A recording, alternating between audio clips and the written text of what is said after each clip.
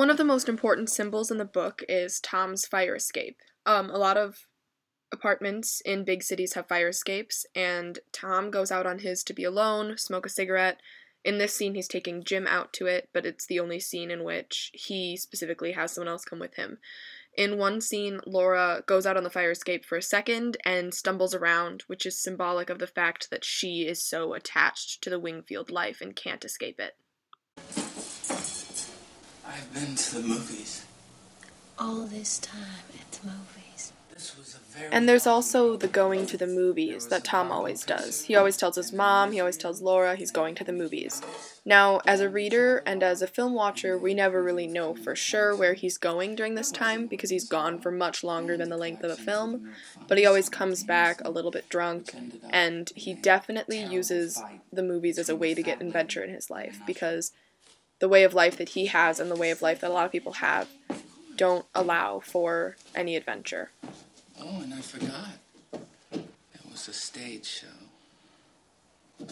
He often comes home drunk and in a state of poetic madness, trying to explain to Laura, for example, in this scene, that he saw a magician who had a magical trick with a yellow scarf, and he kind of entrances Laura, and she doesn't see it as necessarily a super bad thing, but his mother is very disapproving.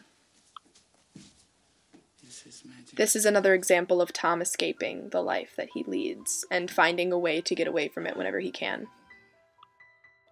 And then there's Laura's glass menagerie, which she meticulously takes care of. The glass is very expensive and very difficult to keep clean and nice, and she puts a lot of effort into it, which is symbolic of how she kind of lives in her own reality, and she's not very connected to what she should be doing or what is expected of her. Generally, people don't really understand why she cares about her glass collection so much and why she spends so much time taking care of it, but when Jim comes, she does show him her entire collection as well as her favorite piece of glass, which is a unicorn, which is symbolic of her because even though she's very different, she's still beautiful. She just doesn't recognize that in herself. And then finally we have Mr. Wingfield's photo on the wall, which represents that even though he left a long time ago, years ago, his actions still have affected the way that the Wingfields live to this day. Thematically, the Glass Menagerie is about how we deal with our realities. As humans on this earth, we all have our realities, good and bad, and we view our realities differently. So based on that perspective and how we choose to deal with it, our lives are forever going to be shaped by that. And so, looking at Amanda and Laura, the contrast is very obvious. They have similar realities in the same family, same economic situation, and both of them are expected to have a man in their life and don't. And living without a man in this time period was very hard, and they both deal with that in very different ways. And it's clear throughout their completely different personalities that lives are often dysfunctional and we all have different ways of dealing with that.